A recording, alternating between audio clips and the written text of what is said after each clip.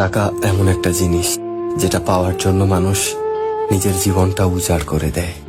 মানুষ বলে যে টাকায় সবকিছু হয় না, কিন্তু সত্যি তো এটাই যে বর্তমানে টাকা ছাড়া মানুষের কোনো অস্তিত্ব নেই।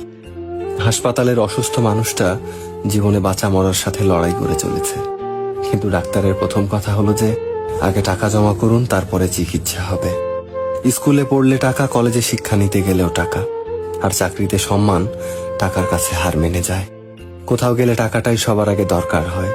টাকা থাকলে মানুষ মানুষকে মানুষ ভাবে।